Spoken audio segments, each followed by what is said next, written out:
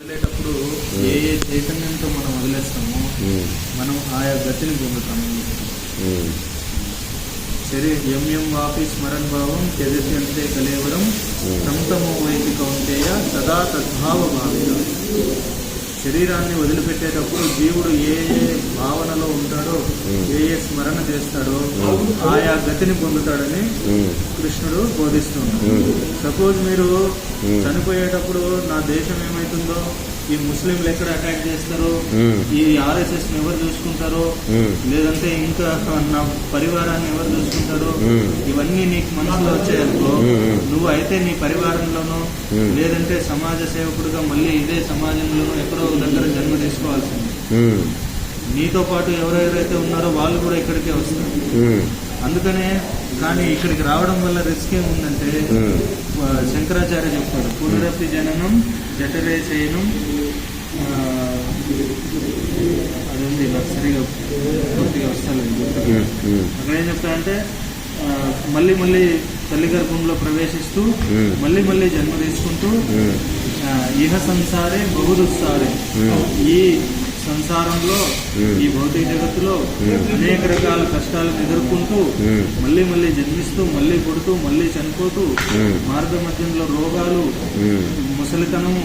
చూడండి పాపం కింద కూర్చొని భోజనం చేయమంటే కింద కూర్చొని మళ్ళీ లేవడానికి కష్టం.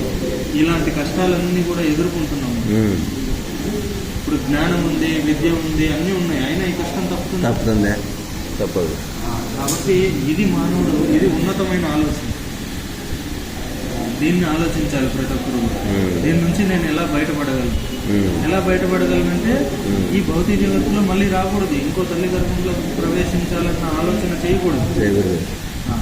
ఇంకో తల్లి గర్భంలో మళ్ళీ ప్రవేశించొద్దు, ఈ భౌతిక జగత్తులో మళ్ళీ జన్మ తీసుకోవద్దంటే ఏం చేయాలి? ఏం చేయాలంటే భగవంతుడు ఏం చెప్తున్నాడో దాన్ని ఆచరించాలి. భగవంతుడికి శరణాగతులు.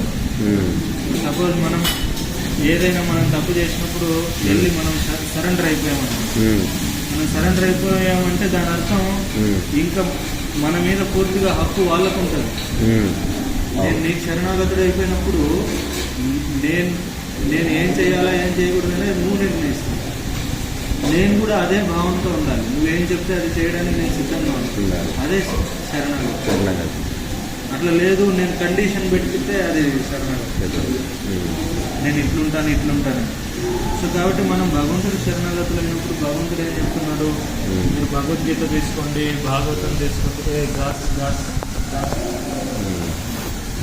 భాగవతం తీసుకోండి, వేదాలు, పురాణాలు, ఉపనిషత్తులు అన్ని చోట్ల కూడా నామానికి ప్రాధాన్యత ఇస్తున్నాడు.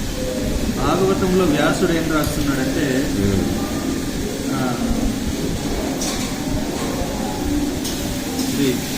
కృతే ధ్యాయతో విష్ణు.